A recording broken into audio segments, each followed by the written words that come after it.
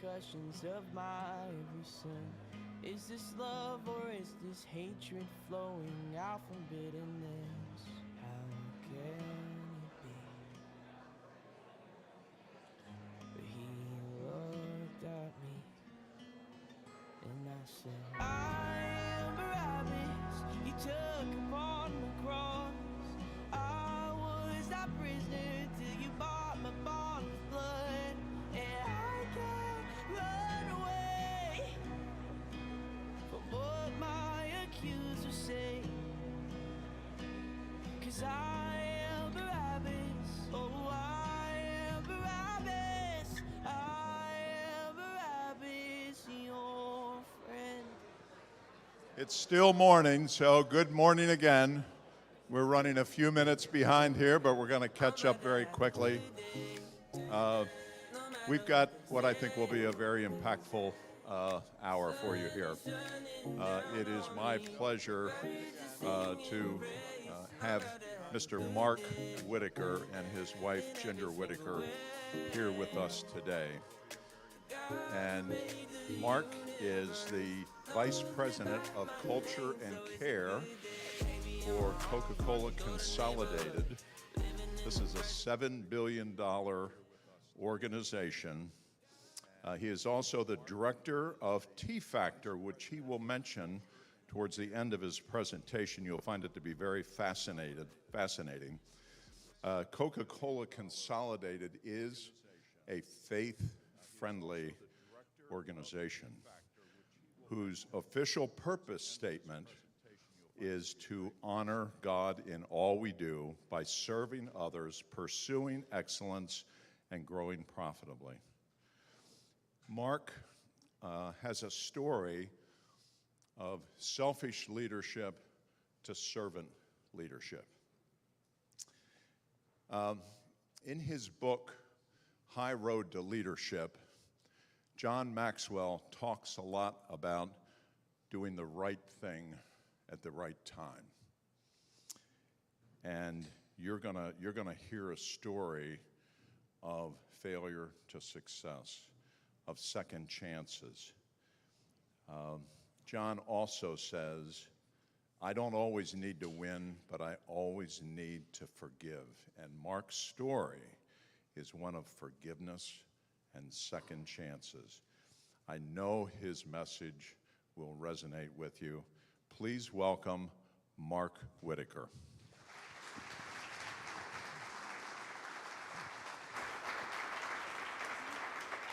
Now, I just want to tell you, Mark is wired for the second time. You'll get the joke later.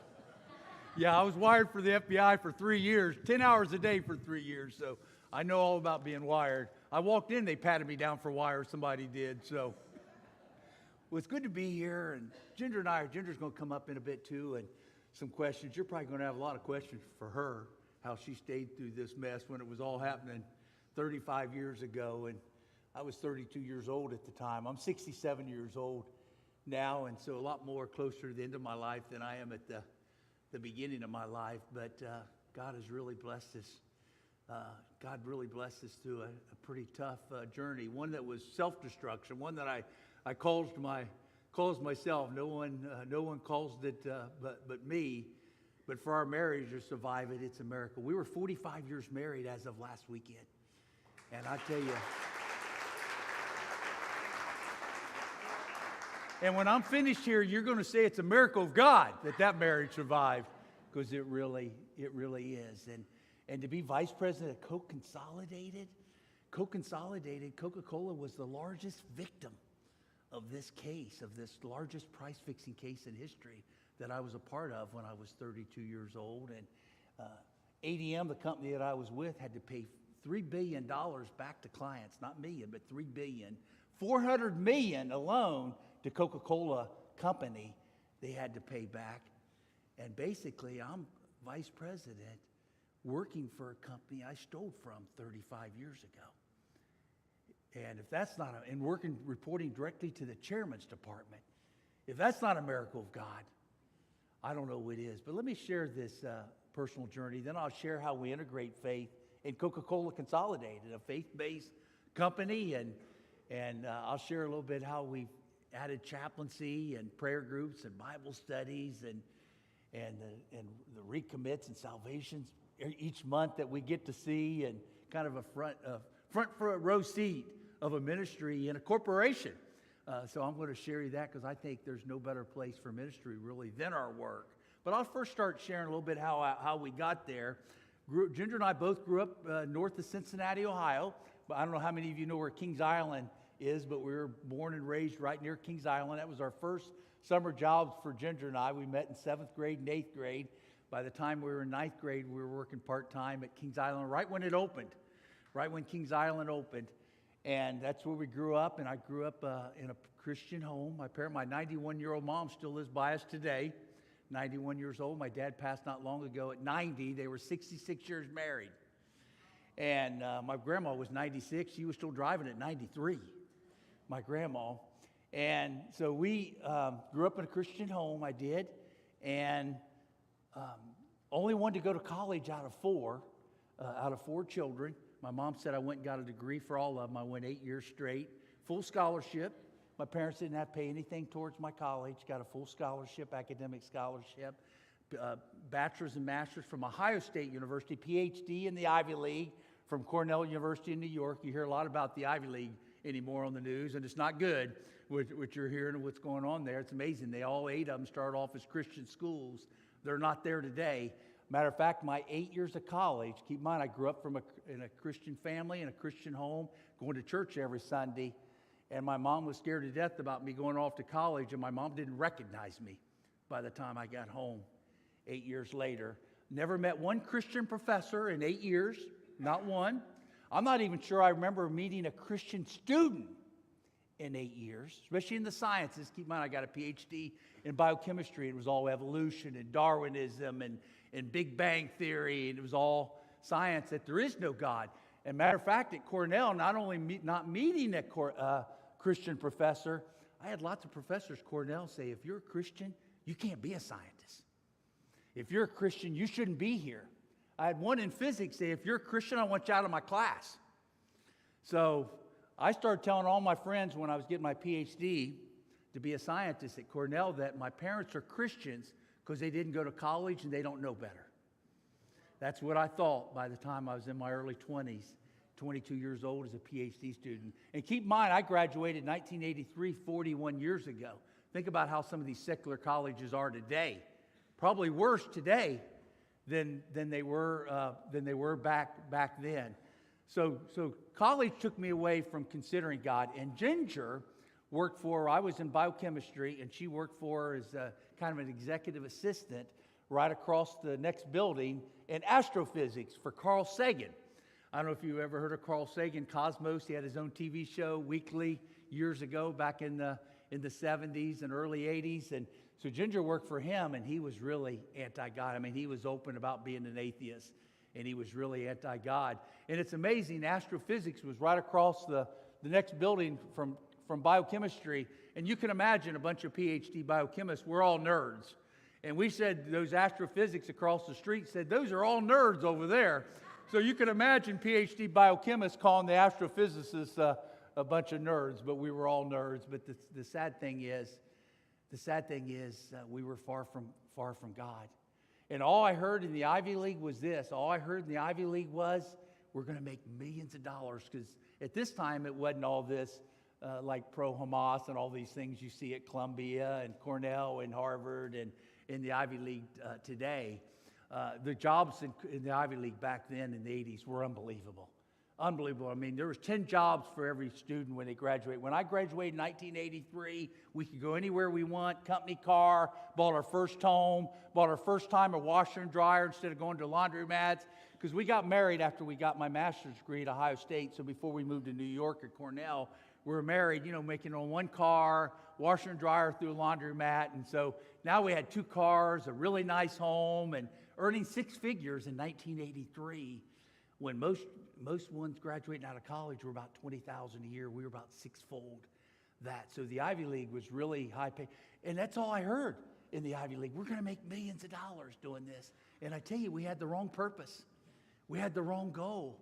And it's amazing, we did make most of the students make millions of dollars, but it's amazing how we failed.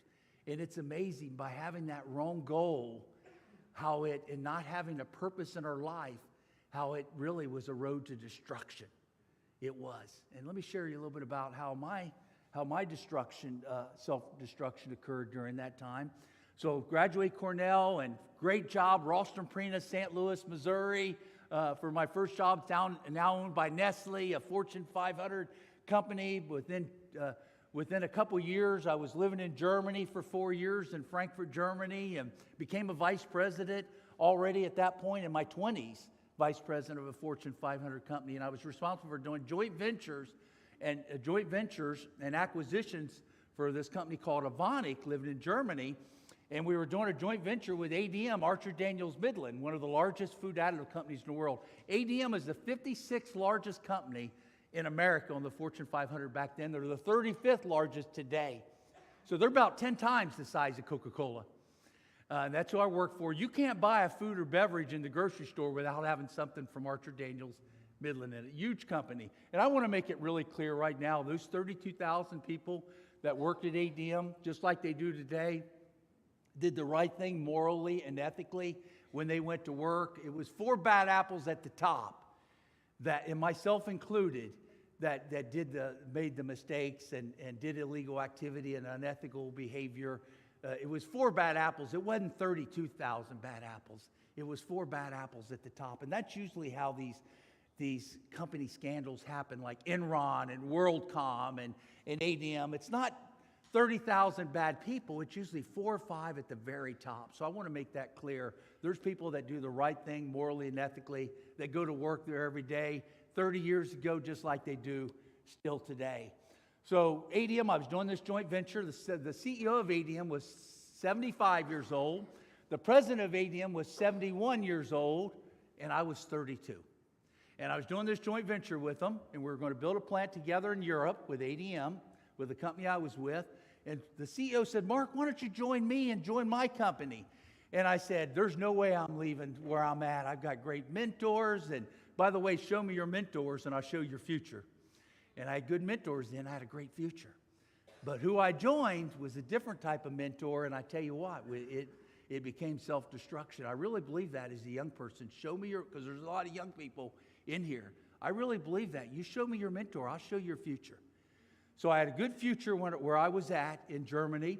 ADM said, "Why don't you join us, Mark? There's a lot of bureaucracy at your company, and your company slows things down. We'd do it a lot faster by joining us." And I said, "There's no way I'll leave." And I spent like a half hour telling him there's no way I would leave. And he said, "Well, how much you make?" And this was Deutschmarks. We lived in Germany when there wasn't euros. It was Deutschmark. We lived in Germany when the wall came down between East Germany and West Germany in 1989. So we got to see the wall come down when East Germany and West Germany came together. We got a piece of wall on our shelf. So that's when we lived there during that time. And I said, "No, I can't imagine leaving." He asked me what I earned. And I said, "Well, 400,000 Deutschmarks." And that's not just base salary. It's base salary, stock options. We were publicly traded on the German exchange. And that was total compensation. I said it equates to about $400,000 a year in U.S. dollars. And he said, "Well, I'll give you that for your base salary, and I'll give you 10 times that for your bonuses." And I said, "Where do you sign?" After I spent 30 minutes saying there's no way I'd be leaving. And so I joined him, and he gave me a $350,000 base salary. He gave me a contract. If I met certain goals, the bonus is $3 million a year. I was 32, and it was 1989. $3 million a year would be like $10 million a year today.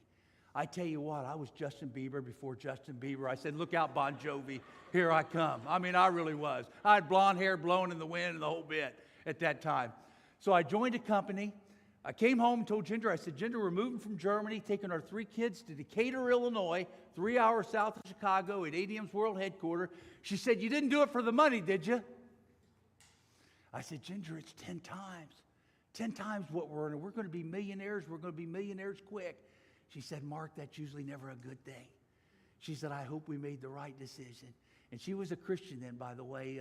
During Cornell, she wasn't because of Carl Sagan, but her mom was 10 months in the hospital at age 52, her mom was. And her mom was really sick, and Ginger sat by her mom's side for literally 6, 7, 8, 9 hours a day when her mom was in the hospital, and her mom and Ginger both became Christians. And Ginger came home, and she was a Christian then. This was shortly before we moved to Germany. And I said, Ginger, you can't believe it. I'm a PhD scientist from an Ivy League school. She said, I said, God don't exist. You can't be a Christian. She said, Mark, I'm telling you, you're wrong. You can take that PhD and shove it, but I can tell you, you're wrong. God exists, and Jesus is the Son of God, and I'm praying for you, Mark, that you get to know him. And she was in tears when she shared that with me. She prayed for me for 10 years because that's how long it took for me to get there, because I was still caught up in the world. So we moved to Decatur. Ginger waited 2 months to let the kids finish school in December. It's October of '89. She's waiting 2 months till December to the kids finish school to start January in the new school system in Illinois. And I get to my first week at work at ADM in the headquarters, and amazing company, 32,000 employees, 56th largest company, $70 billion in revenue. 70 billion in revenue. And that's then, 1989.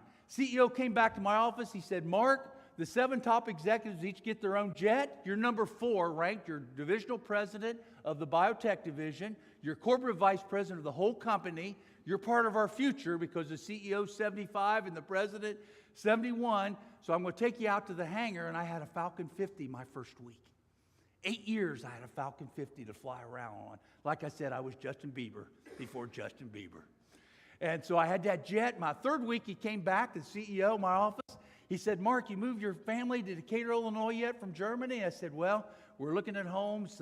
Got a realtor that my family can't move over to December. I'm only 3 weeks there. It's still October of '89. I said, but we'll find a nice home to move to. He said, why don't you buy my home? And by the way, this is the CEO of ADM for 35 years. 75 years old. He owned 5% of ADM, of a $70 billion company, so he was a billionaire at that time. And he said, well, who owned his home before was John Daniels, who founded Archer Daniels Midland 115 years earlier, who was also a billionaire. So I thought, well, 2 CEOs lived there, 2 billionaires lived there. I better get that home because it was a good thing to have that home. So I said, I don't think I can afford that home. I graduated Cornell at 25. I'm 7 years ago. He said, nonsense. I'll give you a startup bonus today, my third week there. He said, I own the largest bank in Decatur. I'll get you a good interest rate on just making a phone call. And I bought that home that day. And I tell you what, we should have went to prison just for that deal.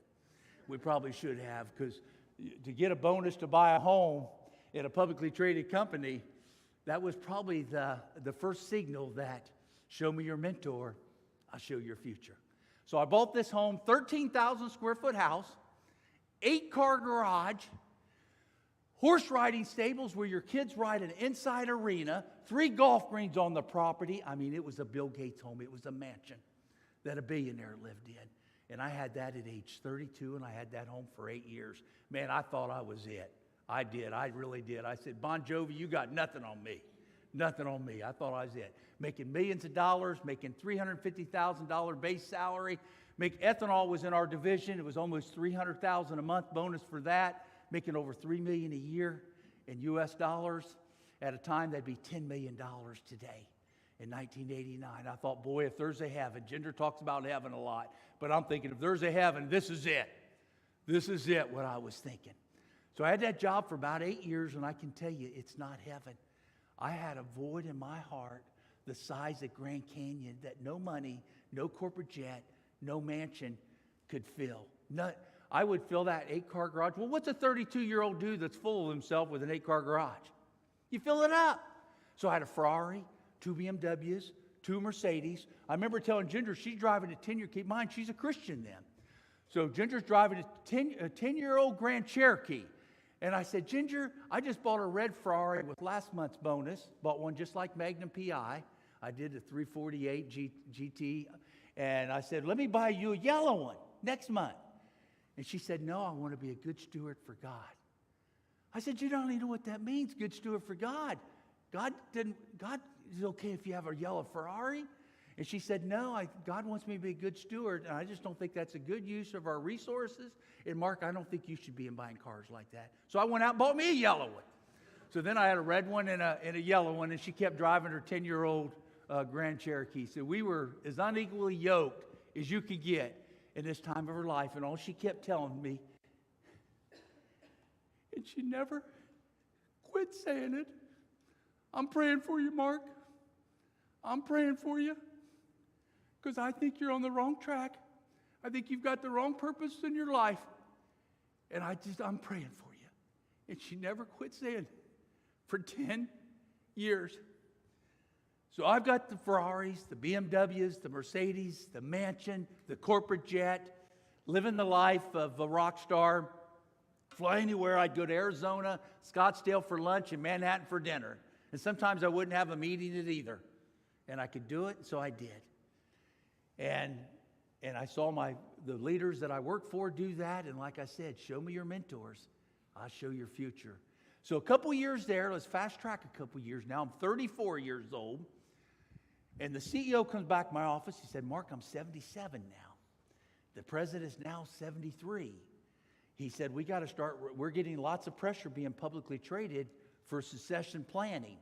So we want to start announcing some young people that's going to take our places.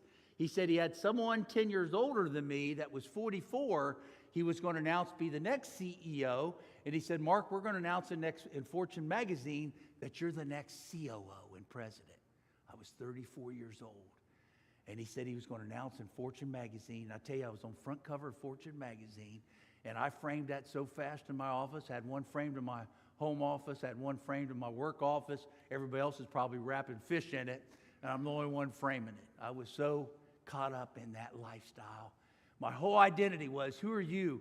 I'm divisional president of the 56th largest company in the world to be the next COO and president of the 56th largest company on the Fortune 500. That's who I am. I mean, my pride got so far in the way, it was unbelievable. So we're living that life. Few weeks later, Ginger and I are having a conversation, and I say this. I said, Ginger, the FBI is helping us with a plant problem we're having in one of our plants. And I said, it's amazing. They're helping us with our plant because Decatur's 80,000 people, and 30,000 people work at ADM. It's a company town. Keep in mind, 30,000 out of 80,000 people in that town work for one company. And so the FBI, usually if they're doing something, they're helping the largest company, especially when things go across state line, then they become federal crimes. So they were helping us, as they did several times. When I first joined ADM, the very first couple of weeks, I met an FBI agent who was undercover on a Chicago border trade case. So the FBI was always kind of helping ADM resolve crimes. And I said, the amazing thing is, Ginger, they're helping us on a crime because the day after that CEO said, I'm going to be the next COO, the 77-year-old told me that, he also said, Mark, we've been doing some things in business. We've been doing it for 12 years, and we're going to have to teach you how to do it because we're heading on 80 years of age. And I said, well, what kind of things? He said, we're meeting with our competitors. We instead of fighting them, we work with them. And basically, he was talking about price fixing, collusion, breaking antitrust laws. And I said, well, that's not legal. And he said, Mark, I'm telling you, everybody does it. If you're in the commodity business, you've got to do this. I'm thinking, well, he's 77 years old, 35 years old as CEO. He knows a lot more than I do about this. I'm only less than a decade out of college, so this must be the way business is done. And he just announced the day before that I was going to be the next COO, so I would step on my own grandma to keep moving up and keep moving up the ladder. That's where I was. So I said, yeah, I'll do it. I'll learn it, especially if it's going to be, by the way, instead of $3 million a year as a divisional president, it was $10 million a year when I replaced the COO when he retired. So I was going to go from $3 million to $10 million. I tell you what, I was willing to do whatever it took. So I started learning. I'm 7 months learning, being mentored how to do it, going to these price fixing meetings. Eventually I'll be heading up this international cartel. And so then I'm talking to Ginger. And I said, Ginger, it's amazing. The FBI is helping us on this one little case, but we got a lot bigger case right under their noses. And she said, what do you mean what's going on under your nose? I said, well, we get together our competitors, And I'm having a conversation who I met in 7th grade when I was in 8th grade. So I started sharing with her about the price fixing. And she said, Mark, is that legal?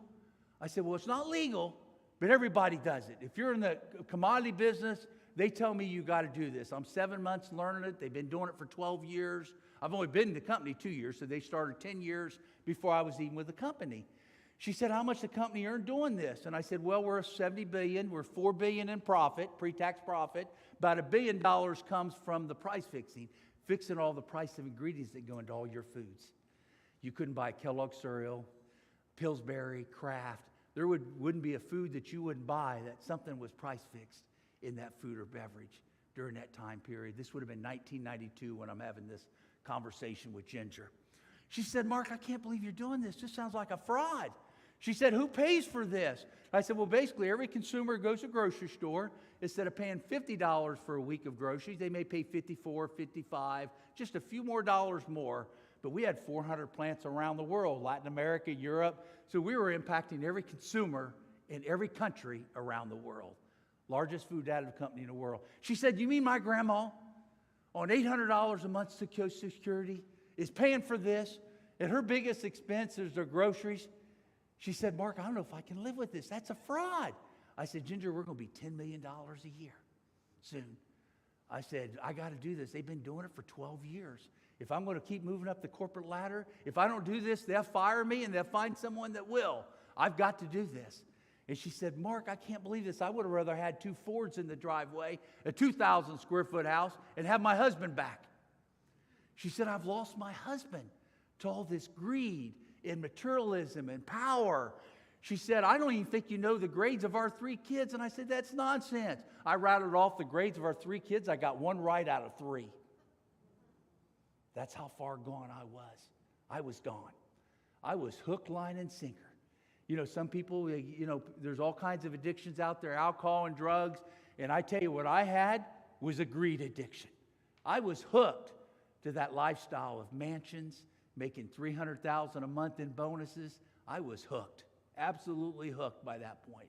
And I would do anything to keep moving up that corporate ladder. Then she told me, she said she was going to go pray about it, and we talk about it later. When she told me she was going to pray about it, I knew I was in trouble. There's nothing that ever turned out good for me when she said she was going to pray about it. Not where my mind was and where my goals were in my life. So she went and prayed a couple hours. She came back. She said, Mark, God led me to a decision. I said, Ginger, there is no God. I'm a PhD scientist. I know better. She said, Mark, you're wrong. God knows. God exists. Jesus is the Son of God. And God led me to turn you into the FBI. I said, Ginger, if you turn me into the federal authorities, I could go to prison for breaking antitrust laws. Our CEO, who lived in this house we're living in, lived here for 35 years. He's best friends with President Clinton. He's on the phone with President Clinton 2 or 3 times a month. He flew to President Nixon's funeral on President Clinton's plane. I said, he will destroy us. She said, I prayed about that too. God's going to protect us, but we're going to do it. We're going to do it today. And then we had an argument that I've never had an argument at that level in my life. I mean, we fought for 2 hours, and I said, Ginger, if we do this, you're going to be homeless, and we'll lose everything we have, and I'm not even sure our lives would be safe. And she said, you know what, Mark, I'd rather be homeless than live in a house where illegal activities are going to happen, and we're going to do it, and we're going to do it today. And I tell you, I've never had an argument where Ginger didn't win. And so we were sitting with the FBI 2 hours later. How many of you ever went and told the FBI you're stealing $1 billion a year? Well, I can tell you it's an interesting reaction. I can tell you firsthand. Because I'm 34 years old sitting in front of 2 FBI agents. And I remember the FBI said, now what are we here for? And I said, you got all these drug dealers in Decatur. I don't feel safe here. I'm divisional president of one of the biggest companies in the world. And I don't feel safe here. And he said, well, what are we here to talk about? Are we here to talk about that? And I said, and Ginger said, a fraud. He said, a fraud? What kind of fraud? And I said, you got all these drug dealers in Decatur, Illinois. I used that line 6 times, but it didn't work. I kept trying to divert him to to something else. And Ginger said, a $1 billion fraud. He said, $1 million fraud. She said, no, $1 billion fraud. He said, how long's that been going on? I said, you got all these drug dealers in Decatur. I said, I don't feel safe here. He said, Ginger said, it's been going on 12 years. and my husband been involved 7 months. So he got all the truth out of Ginger quickly. And we sat there almost 4 hours detailing all this of what happened, everything I shared with Ginger a couple hours earlier. And I had a choice at that point to either be arrested or wear a wire and go after the kingpins that were teaching me how to do this, that were doing it for 12 years. And I sure didn't want to get arrested at 34 years of age, so I said, yeah, I'll wear a wire, not knowing what I was getting myself into. I met 2 FBI agents at 6 o'clock the next morning. They shaved my chest. They put microphones on my chest. After they shaved them, they had a tape recorder on my back, had another tape recorder in a briefcase, and another tape recorder in a special notebook they made. And I wore a wire 8, 9, 10 hours a day, every Monday through Friday for 3 years, from 1992 to 1995. And if you watch a documentary, it's on markwhitacre.com. That's my website. There's one called ID, Investigation Discovery, right on the homepage. And Investigation Discovery has the 3 real FBI agents in that documentary. And they also interviewed Ginger and I on that Discovery Channel documentary made in 2009. And in that documentary, the FBI say, they told me 2 or 3 times a week, Mark, if they catch you wearing a wire, they're going to kill you. This is billions of dollars at stake. People are going to go to prison. They're billionaires. They can have a lot of things done to you without having to pick up a gun. They can have things done to you. A plane can crash. They can write it off under their insurance. A car can crash. But we're saying, Mark, if you get caught wearing a wire, they're going to kill you. And you hear that for 3 years, 2 or 3 times a week, takes a toll. I lost 60 pounds wearing a wire. And people at work thought I had cancer. I was falling apart. I had neighbors videoing me. I was blowing the driveway off at 3 in the morning during thunderstorms with a gas leaf blower, with a suit and tie on, mic'd up with mics taped to my chest, and I was blowing the driveway off at 3 in the morning during thunderstorms. I was falling apart. They show that too. They have actors reenact that on this documentary, Investigation Discovery, on markwhitacre.com. They reenact that. I was totally falling apart. There was a green lamp that went around all these meetings with us. This green lamp looks like it came from a yard sale. And that green lamp had the video camera in it because they knew they were going up against one of the largest companies in the world. So the FBI wanted to show a jury what was going on, not just the jury to hear the audio tapes that I was making. So the video camera was in this green lamp. They would put it in a corner where the conference room was. 11 of us would meet and fix prices all around the world and the ingredients that would be in all your foods. And we'd be fixing prices. In that green lamp, the FBI was in the next room, and they could zoom in on that person who was talking at that time with that camera that was remote control in that green lamp. And that green lamp, like I said, looks like it came from a yard sale. And ladies and gentlemen, that green lamp was at the Shangri-La Hotel in Singapore, 11 guys sitting in a conference room. 2 weeks later, that same green lamp was at the Mandarin Hotel in Hong Kong, same 11 guys, 5 feet from them. A few weeks after that, green lamp was at the Four Seasons Hotel in Chicago, then at the Sheraton in Maui. That green lamp was at 2 or 3 meetings a month, the same 11 guys for 3 years. I thank God we did not have a woman criminal among us. Because if we had a woman criminal among us, a woman would have said, that green lamp has followed us around the world. But when you got 11 greedy guys that are making millions of dollars of bonuses, I tell you, I saw it firsthand as an informant in the largest price-fixing case in U.S. history. Greed blinds you. They did not see what was 5 feet from them. That was that green lamp right near them at that time, sitting in a corner of a room, no matter what country they were in. Until a jury trial happened, and there were a 7-week jury trial, and that green lamp was brought in, how they gathered the evidence, and then everybody smacked their head and say, now I remember that green lamp. It was too late then. The evidence was being shown. Even someone knocked in a hotel door at a conference room in Atlanta. We had one by the airport, one of our price-fixing meetings. Someone from the hotel knocked on the door. Green lamps got the video camera rolling. I've got all the audio tapes on me. And someone made a comment as they're on tape. One of my co-defendants said, oh my gosh, I bet it's the FBI. And then some said, oh yeah, let's put our hands out. We're going to get arrested. And they all started laughing. Then one of them said, the FBI is so stupid, they'd never catch something like this sophisticated. That was played to a jury. And I tell you, it didn't take long to convict. 30 people went to prison in the largest price-fixing case in history. 4 from just ADM alone. And then all the other companies too. 30 people went to federal prison in this case. When juries saw that people were just laughing about stealing millions of dollars from every consumer around the world, it didn't take long for a jury to say they're all guilty. So the FBI, they come to me and said, Mark, we have all the evidence we need. We're going to do a raid. We're going to send 70 agents to FBI and the headquarters of ADM and collect the computers, the laptops. We're going to collect paperwork, everything to support everything you have on tape. Because now we have enough evidence after 3 years. I'm thinking, thank God, 3 years has been long enough to wear this wire. They told me when I first started wearing a wire, it'd be 6 weeks. I wore that wire for 3 years. So they said, the raid's coming. They said, Mark, we got to talk to you. We got to tell you this right now. Anything you've done, this company is going to come after you with everything they have. Everything. You've got full immunity here for working with us. Full immunity. You were involved with price fixing for 7 months. We're giving you full immunity on it. Mark, anything you want to tell us now, because the company's going to come after you, but if you tell us now, we're going to give you full immunity. All you have to do is tell us, and we're going to give you immunity. And I thought about it, and I said, well, I've really got nothing to tell you. They said, Mark, we're telling you, if there's anything the company tells us, we can't help you. Then you lose your immunity. But if you tell us now, you got full immunity. Well, what do you think happens when you're help stealing $1 billion a year? There's a lot of under-the-table bonuses. There's a lot of taxes not paid on under-the-table bonuses. There's a lot of fraud. A lot of things are happening, going on. And I knew that the company was not going to reimburse me on my $9 million of stock options that I was 8 months away before this raid. $9 million.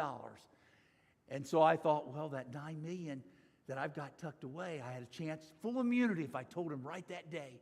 I said, I'm not going to tell him because I want to keep the standard of living that I have at this time, this mansion and the cars and the horses, and I want to keep that standard of living, so I'm not going to tell the FBI about it. And I said, I don't think ADM will bring it up because they have own frauds in their own lives that they have going. They have their own under-the-table bonuses, so I think I'm safe.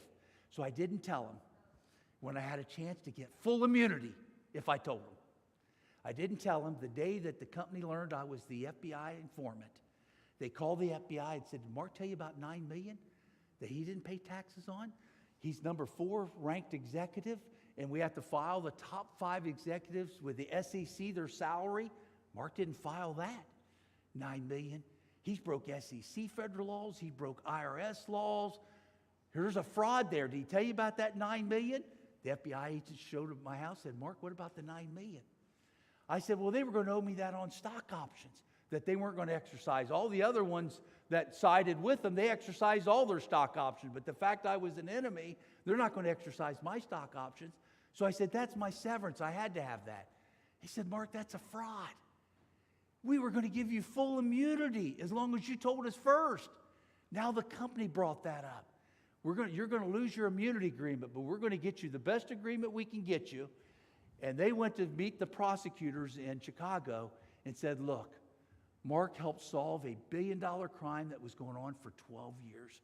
He risked his life wearing a wire. Sure, he made a $9 million mistake, but he's under pressure. Even our own agents don't wear a wire more than a year, and they crack. Mark was untrained and wore a wire for 3 years. Let's give him a break. The prosecutor said, we can't give him immunity because the ADM already went to the media and put it in the newspapers about the $9 million, so we have to charge him. But we'll give him a 6-month sentence, a Martha Stewart sentence. 6 months. 6 months in a white-collar prison, no fence. He'd go into prison at 38, and he would come out at 38. My lawyer called me in Chicago and said, Mark, the FBI agents got you a deal of a lifetime. 6 months. 6 months plea agreement. You lost your immunity. You blew it. But 6-month deal, Mark. This is great. I looked at Ginger and said, Ginger, I just wore a wire 3 years. I don't think I can do 6 months. She said, Mark, go in. You come out the same age you are now. Let's get it over with. Put it behind you. I looked at Ginger and said, it's all your fault. I've had to wear a wire, Ginger, for 3 years because of you. Now I got to go to prison for 6 months, Ginger, because of you. I'm going to do the opposite you want me to do. And I ripped up that plea agreement, fired that lawyer, went to hired new lawyers, went to court for 3 years. Federal court in 3 years and got 8.5 years instead. I had a 6-month plea agreement. First I had full immunity, blew that. Then I had a 6-month plea agreement. All I had to do was sign it and put it behind me. I was my own worst enemy every step of the way. I wrote a 17-page letter to Ginger. The federal system, it's a 10-year sentence. You have to do 8.5 years. You get 15% off good behavior. There's no parole in the federal system like there is in state prison. So I'd have to do 8.5 years on a 10-year sentence with good behavior. And I wrote a 17-page letter to Ginger, pulled my car in one of those garages, and tried to kill myself. I could not imagine. Keep in mind, I was 38. Would have went at 38, got out at 38. Now I'm 40 because I fought the case for almost 3 years in the courts, and I got to go for 8 years, so I'm getting out at 48. I said, I'm not going to have a family when I get out. I'm not going to have a job when I get out. Why live? And I tried to kill myself. Hopeless and helpless, and tried to take my own life. I was hospitalized for a month. I was heavily medicated and treated for post-traumatic stress disorder and some of the things that happen when you wear a wire for 3 years for the FBI. Judge gave me 7 months to get back on my feet before I went to prison. And all I thought about in those 7 months, I'll find a way to kill myself before I go to prison. A guy showed up at my house. He was part of a group called CBMC, Christian Businessmen Connection. He read about me in the newspaper. There were newspapers back then, by the way. He read about me in the front page of the newspaper. And he said, Mark, prison is going to be the beginning of your life, and you're going to find your true purpose in your life with the journey you're ready to start. I said, how am I going to find the purpose of my life? I'm about ready to go to prison for 8 years. He said, Mark, I'm telling you, you'll find your true purpose in your life. And I said, I sure want to do that. How do I do that? And he said he had a study called Operation Timothy, a Bible study, a tool that CBMC, Christian Businessmen Connection, have. And he said, Mark, I'm going to take you through this. He was CFO of a pharmaceutical company, 5 young children, all school age, his wife a lawyer. I know he didn't have time to do this. And this guy spent 6-7 hours a week with me, taking me through a Bible study. And I had one problem. I was listening. It gave me hope. But I still had these 8 years of science tell me there's no God. And all these professors saying you can't be a scientist if you believe in God. I couldn't erase that. But it gave me some hope. My second week in prison, a man named Chuck Colson showed up. How many knows Chuck Colson, the White House counsel, President Nixon, who went to prison in the 70s? I'm in prison in 1998, 27 years ago. But Chuck Colson showed up, and I didn't even know who he was. Watergate happened when I was in high school, so I didn't even know who he was. And he started telling me about how he became a Christian in prison, how it changed his life. And then I said, well, I'm going through a Bible study the last 7 months. He said, Mark, have you surrendered your life to Jesus yet? I said, I want to, but I said, I got 8 years of college, including Ivy League, tell me there's no God. He said, Mark, he went to Brown, another Ivy League, and he was told there's no God at Brown. He said, Mark, you went to Cornell, and they told you there's no God. Do you think they're right? I said, they may be. I said, I don't think there's a PhD scientist in the world that believes in God. He said, you don't, do you? He showed me an article, had with him from Albert Einstein, said only God could create the earth and only God could create man, Albert Einstein. I said, well, he's a pretty smart guy. And they sure didn't show me that at Cornell. And then he started discipling me month after month and sending me articles during the week time that I could read. He sent me an article by Sir Isaac Newton that wrote as much about Jesus, Sir Isaac Newton did, as he did about science. Francis Collins, who discovered the human genome, is a Christian. I said, they sure didn't tell me that at Cornell. And it was article after article, book after book. And I tell you, I started seeing that Cornell lied to me. They didn't share some of the scientists that believe in God that I read about, like Sir Isaac Newton, Francis Collins, Albert Einstein. Then he showed me a book. 3 months of him discipling me, he gave me a book that changed my life forever. There was a scientist in Minnesota who's still alive today. His name's Don Byerle, B-I-E-R-L-E. And this guy was a PhD biologist, and he wanted to prove once and for all that God did not exist. He was an atheist, and he studied it for 10 years exhaustively. And he wrote a book called Surprised by Faith. And this atheist said, God exists. And Jesus is the Son of God. And there's 204 pages of evidence to prove it. I finished that book. I was $3 million a year for 8 years, and I was $20 a month for 8 years. I had a 13,000 square foot house for 8 years. I was in a 10 by 10, a concrete floor, a locker room, and a roommate for 8 years. And I got down on my knees, my 3rd month in prison, after reading that book, Surprised by Faith, and I thought, God, how can you be a scientist and not believe in God? God exists. Ginger was right. My parents were right. And I was wrong. And I became a Christian June 4th, 1998, 26 years ago. And it changed my life forever. And then I thought, well, I got 8 years of prison left. I can go home now, right? You just can't say you're a Christian and go home. But I tell you, I started praying about how I could be used productively in prison and find my purpose in my life. And I started helping guys get their GEDs. I helped many of them get 2-year college degrees in prison. I helped many of them, I discipled them through Operation Timothy and introduced them to God and introduced them to Jesus. At $20 a month for 8 years, become the most productive years of my life. Not the 8 years where I made $3 million a year. The $20 a month became the most productive years of my life. It changed my life forever. I found out the purpose of my life. Chuck said, keep praying. Chuck discipled me monthly. He said, keep praying and find the purpose of your life. It's in the scripture, the purpose of your life. And I told Chuck, I said, the purpose of my life after a few months, after reading scripture, and I had 24 hours a day free time for 8 years. All I had to do is show up for breakfast, lunch, and dinner so I could get to know God like no other person could with that kind of free time. And I said, Chuck, the purpose of my life is Matthew 28:19, to plant seeds to those who don't know him. And 2 Timothy 2:2, where Paul poured into Timothy and helped others grow in their faith, believers grow in their faith, to be the men and women that God designed them to be. Evangelism and discipleship. And I said, Chuck, that's the purpose of my life. And I'm going to spend the rest of my life doing Matthew 28:19 and 2 Timothy 2:2. And he said, Mark, God will lead you. He will lead you every step of the way. Chuck died in 2012, and he was like a father to me. And I'll never forget how God used him. God changed my life forever, and how God used Ian House and Chuck Colson to do that. So I get out of prison. I'm learning heating and air conditioning in prison because I need to make a living for my family. Who's going to hire a PhD biochemist after 8 years of prison? So I learned heating and air conditioning. I learned it well, and I was going to make a living for my family. And I had 8 years experience in doing that. Biotech companies were reading about me in the newspaper, and they started visiting me in prison, and they had me review their patents. Sometimes I didn't have time to be in prison. I was reviewing so many patents and help them improve their patents. 4 companies were having me review their patents, and all 4 of them offered me a job the day I got out. The day I got out of prison almost 20 years ago. And I thought, well, I sure don't want to fall back in that greed trap again. I joined a company with a Christian CEO, because I wanted to be on the right track.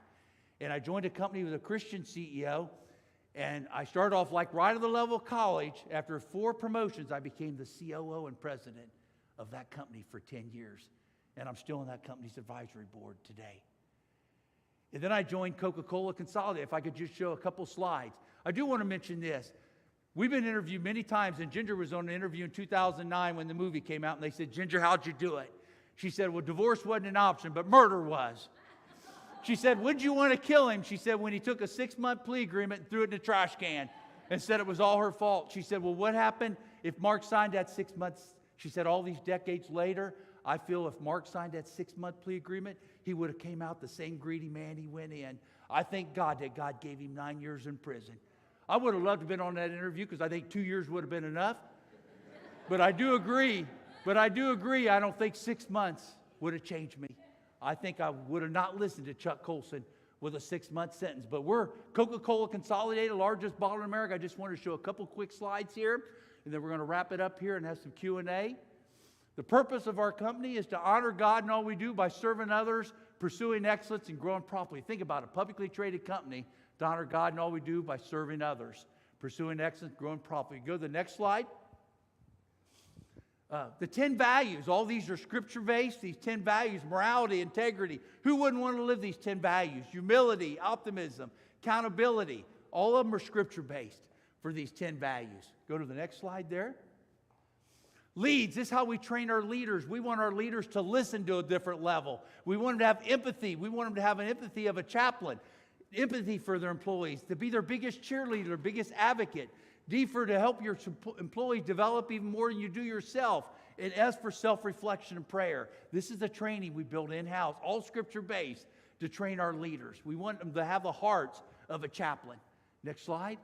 We have, besides our purpose statement and besides our leads, we have dozens of prayer groups, Bible studies in our company, weekly devotional that's audio, that way even our truck drivers can hear it, that are delivering Coke products to Walmart and Cisco and Costco. And we have the gatherings, our chapel service we have in our company. This is a publicly traded company with almost 18,000 employees, 17,600 employees in 104 plant sites.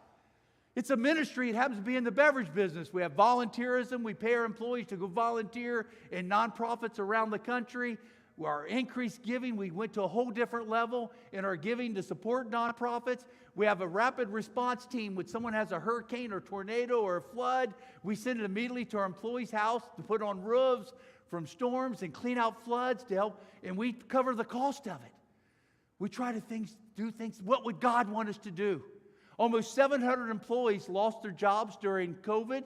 Not employees, our employees are working overtime. I'm talking about their spouses that don't even work for Coke Consolidated. We put a benevolence fund together to help cover their mortgages, their rent, their car payments, their house payments, their kids' college. And it wasn't even our employees that lost their job, it was their spouses. And we covered some of their expenses for a year that didn't even work for Coke to cover all their household experiences. And now we have a servant leader award that we're doing quarterly. That way we can reward ones that live this out, to live these values out like God wants us to be the men and women that God designed us to be, where others can see examples of living out servant leadership. We go to this next slide. Just want to mention, on July 23rd, we have an event, virtual.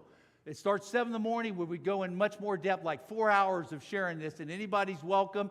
I put a brochure out there on the tables. If anybody's welcome, it's free of charge, and you grab one, and we'd love to have you, where we go in more in depth how you become a faith-based company even in a publicly traded company. I tell you, these companies are God's. Psalm 24:1, God owns it all. We're just stewards for these companies that we work for.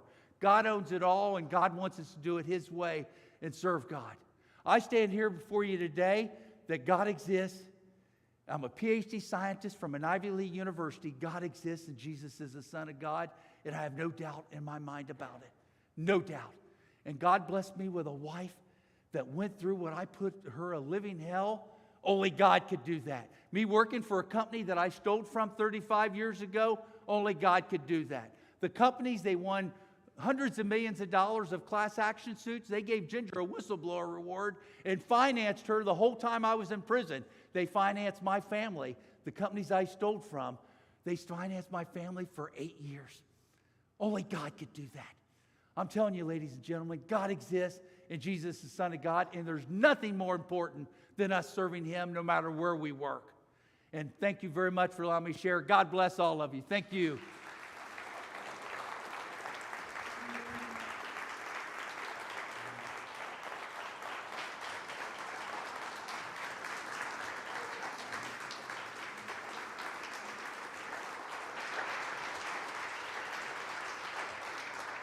Ginger told me murder was still on the table, she said. No, I tell you, I was blessed with, and my kids are all walking with the Lord today, something only God could do. Thank you. Thank you.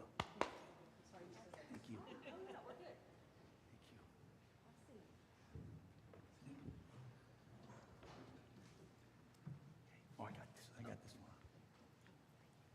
one. Wow.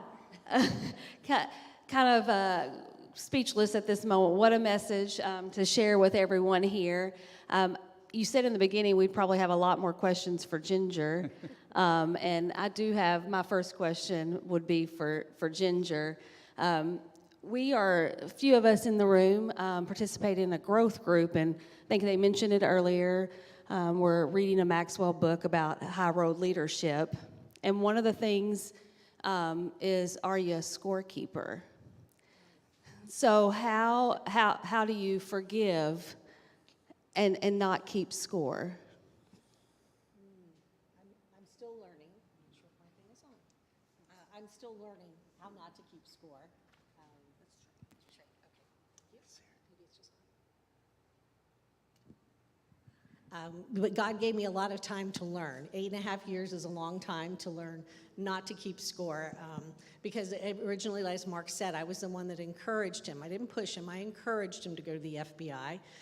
And if he didn't want to go to the FBI, he wouldn't have. He could have said to me, you don't work at ADM, you don't have any information, you don't have any documentation.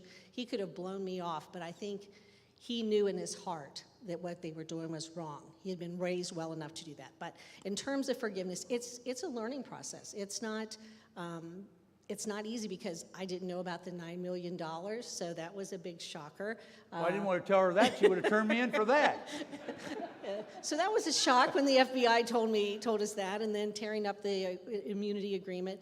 The hardest was when Mark attempted suicide. That was the hardest thing for me to forgive, because that was like, wow, you're going to check out and leave me with all of this and 3 kids and everything because you couldn't handle it. So God had a different plan.